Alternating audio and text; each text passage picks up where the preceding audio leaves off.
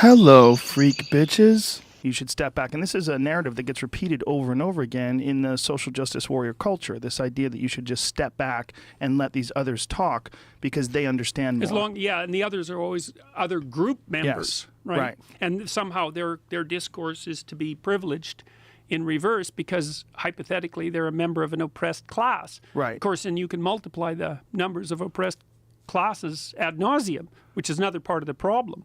Yeah, like the idea is that in giving them privilege because they have been marginalized, you will balance things out. You will somehow or another reverse the scale. And that's another example of the class-based guilt idea. You know, it doesn't seem to me self-evident that I'm to blame for slavery, for example. I mean, being a Canadian, it's a slightly different situation, I suppose. But the idea that as a member of a culture, that you're somehow responsible for the past sins of that culture, let's say, it's a very, very anti-Western ethos. It goes along with this idea of class guilt because your group membership is the most important thing. If your group at some point in the past did something reprehensible, which of course every group has done, that's for sure, then you are de facto responsible in the present for that. How do you think we got to this point where people are repeating these patterns that were ultimately incredibly unsuccessful and dangerous and deadly in the past, like Marxism, for example? Like, people proudly proclaim themselves as having Marxist ideology. One in five social scientists claims to be a Marxist. How do they not understand the history? Well, why don't you fill people in on how that went bad? Well, the estimates vary, but in the Soviet Union between 1919 and 1959, somewhere between 30 and 50 million people were killed in internal oppression alone.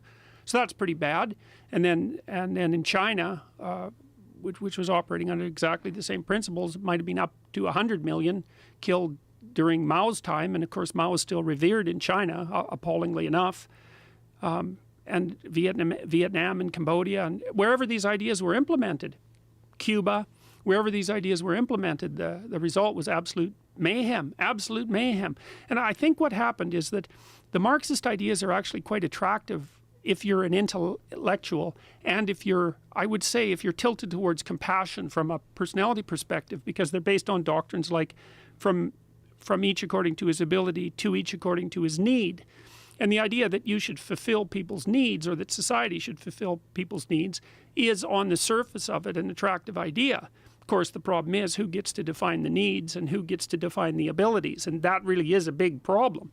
And well, and then those ideas were put into practice first in the Soviet Union, and Alexander Solzhenitsyn, who wrote the Gulag Archipelago, did a very lovely job of detailing in horrifying detail how those initial doctrines were transformed into legislation, and then how those legislation was transformed into endless genocide, essentially, and almost destroyed the world. Let's not forget that, partly with the help of Castro, who just died.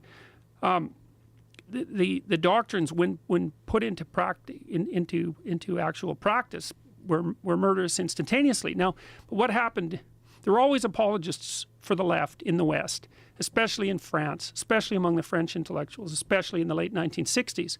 And then when all of the information about what was happening in the Soviet Union came flooding forward, and that culminated, say, about 1973, when Solzhenitsyn's book was published, the French intellectuals changed their tune. Instead of agitating on the part of the working class, which allied them with murderous Marxists, they switched and started to talk about power and to talk about group identity. It was like a sleight of hand.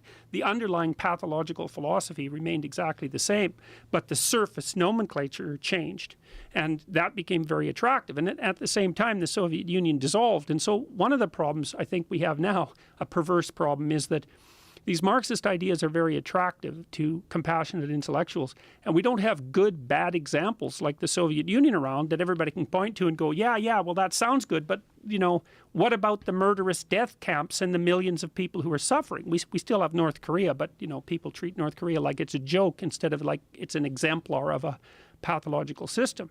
And people have no historical memory, like my students. And that's partly because they're taught so badly in schools, is they have no idea what happened in the Soviet Union.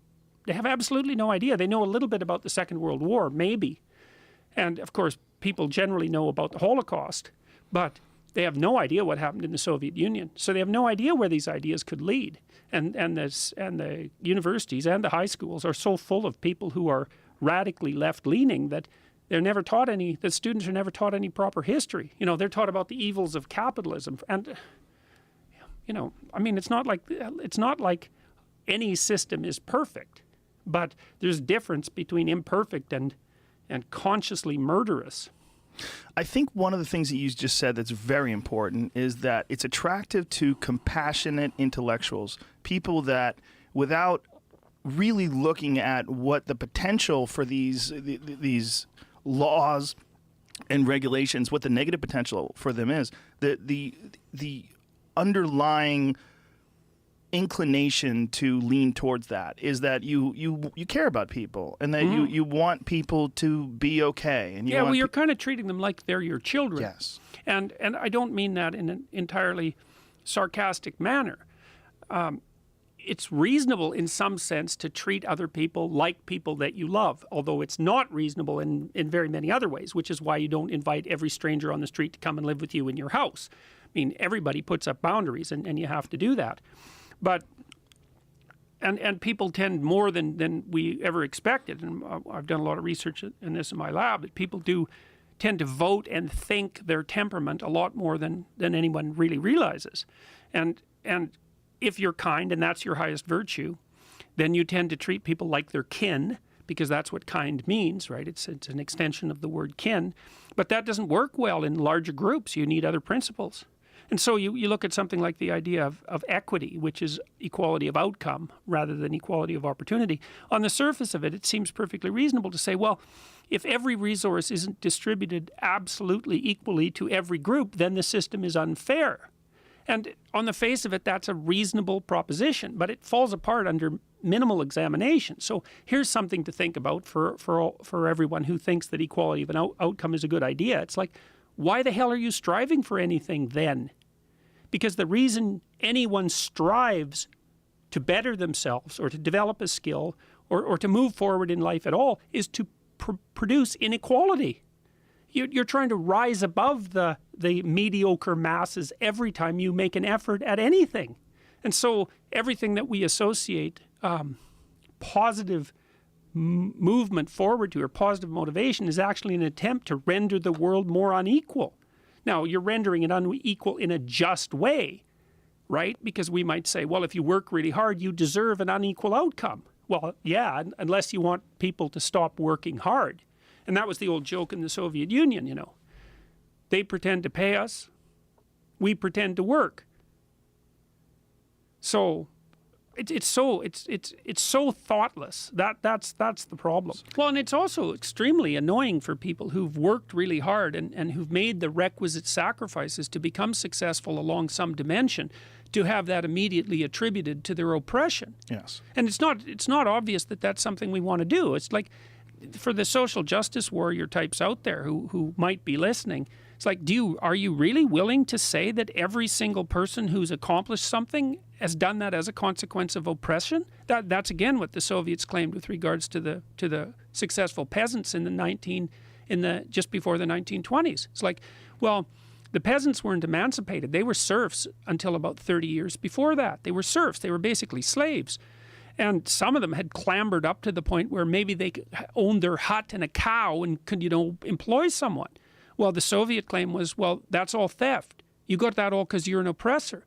And so then the Soviet intellectuals went into the villages. And just imagine how this happened. So imagine a village, a small town where everyone knows everybody. And there's maybe 10, 20 people there who are moderately successful. Okay, and so you can imagine that those 20 people have like 100 enemies at the bottom of the socioeconomic distribution. Useless, horrible people who are jealous and resentful about the fact that these people have been successful. Okay, so now the intellectuals come in and say, property is theft, success is oppression. And then they look for the people in the village who are willing to move against those 20 successful people. Well, those guys at the bottom, those 100 resentful, jealous, murderous people at the bottom, they're just waiting for an opportunity to go kick down some doors. And that's exactly what they did in the 1920s. And as I said, they wiped out all their productive peasants. And then 6 million Ukrainians starved to death. They had posters. The Soviets produced posters in the 1930s that said, essentially, Don't forget, it's wrong to eat your children. So, Whoa. yeah, whoa. There's nothing about the there's nothing that you can imagine that's horrible enough so that it matched the reality of what happened in the Soviet Union between 1919 and 1959. And, you know, the West knew about this too. Early, Malcolm Muggeridge in the 30s was documenting for England, for English newspapers, exactly what was going on in the Soviet Union. Bloody intellectuals didn't admit it till the mid-70s, you know, with the exception of people like George Orwell.